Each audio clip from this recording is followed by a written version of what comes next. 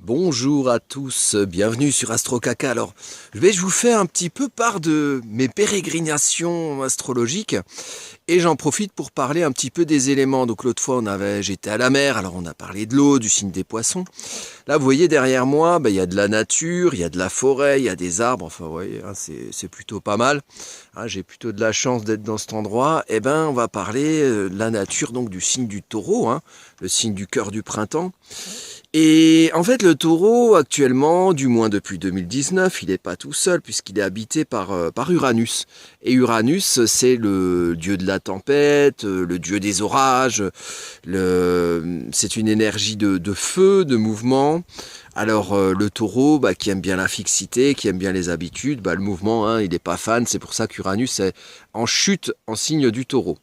Alors Uranus quoi? Uranus c'est le maître du signe des Verseaux. Et comment on peut faire le lien entre deux signes qui sont en carré, donc un petit peu en confrontation l'un avec l'autre.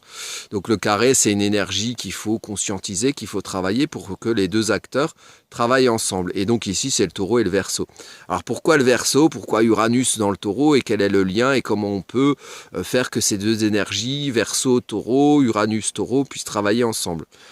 Eh bien, le Verseau, c'est la forêt. Alors pourquoi la forêt? Parce que la forêt c'est un ensemble d'unités. Hein. Il y a des arbres, il y a des buissons, il y a des fougères, il y a des plantes, il y a des animaux. Alors chacun est une individualité. Puis finalement dans la forêt tout le monde fonctionne ensemble. C'est un peu comme une ville si vous voulez, mais c'est une ville pour la nature.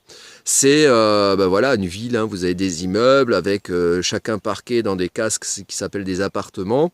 Et puis au final, bon gré mal gré, en bonne intelligence ou pas, les gens ils finissent quand même par vivre ensemble et à faire quelque chose de commun qui s'appelle une ville, qui s'appelle une organisation urbaine, une organisation du territoire avec des gens qui ont un rôle là-dedans, chacun à travers leurs activités.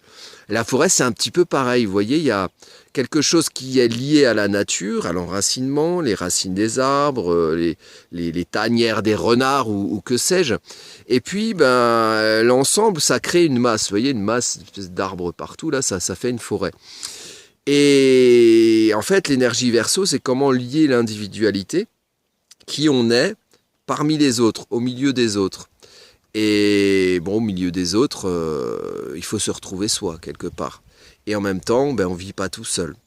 Et ici, par exemple, dans une énergie de forêt, c'est une manière de lier l'énergie taureau, qui représente la nature, qui représente le foisonnement un petit peu de toute cette vie, qui s'ancre, qui se matérialise, et dans laquelle on est bien, quelque part, hein, puisque il y a un équilibre naturel qui se met en place pour que chacun puisse vivre au milieu des autres, tout en étant soi. C'est-à-dire que la fougère, on la distingue dans la forêt, et pourtant la fougère, elle est bien là parce qu'il y a des arbres qui lui font de l'ombre, parce qu'il y a des petites fourmis qui, je ne sais pas ce qu'elles font avec, mais ça doit lui servir. Et puis voilà, dans vos activités, dans votre milieu urbain peut-être, c'est pareil. À un moment donné, si vous êtes dans un immeuble et dans votre appartement, c'est que quelqu'un l'a construit. Et puis si vous y êtes en sécurité, c'est bien que quelqu'un y a mis du chauffage ou je ne sais quoi, ou que y a des choses qui font que vous puissiez y vivre en confort et en sécurité, en confort matériel. Ça, c'est l'énergie du taureau. Et le lien qu'on peut faire avec le Verseau pour faire fonctionner ces deux énergies ensemble, c'est on a besoin d'être soi et de se comprendre comme soi et d'être dans un socle où on peut être bien, où on peut se sentir bien, avoir des bonnes sensations vénusiennes, donc un confort matériel pour pouvoir exprimer qui l'on est, comprendre qui on est et se diffuser en tant que qui on est. Donc lier les énergies taureau et Verseau. Et ça c'est intéressant les cocos, voilà. Bon, écoutez, le but c'est pas de faire une vidéo longue, je vais vous laisser là, avec cette belle vision de la forêt. Donc pensez taureau, pensez Verseau, faites le lien entre les deux, et ça vous permettra peut-être de passer un été très lion du coup, et le lion et le Verseau c'est des signes qui sont liés aussi. Donc le lion et le Verseau c'est les deux qui sont pas très copains avec le taureau si vous voulez. Le lion c'est la mise en scène de qui l'on est, et le Verseau, c'est la manière de se comprendre comme qui on est, quelque part. Le Verseau se comprend parmi les autres, et le lion, il se comprend en s'affirmant, en se montrant, en se mettant en scène.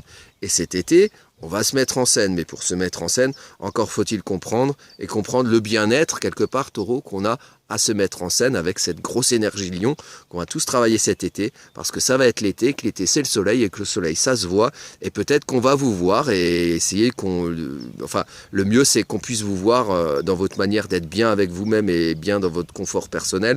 Sinon, on vous verra en train de pas être bien, et ben ça donnera une moins bonne image de vous par rapport à vous-même, par rapport aux autres. Donc voilà, l'idée du lion pour cet été, c'est aussi de pouvoir éclairer d'une belle manière pour que ce soit efficace pour vous, pour les autres, parce que quand on éclaire, on a quelque chose à montrer à soi, aux autres, donc autant que ce soit le mieux possible pour bien vivre et passer un bon été. Écoutez, je vous dis à bientôt pour de prochaines vidéos.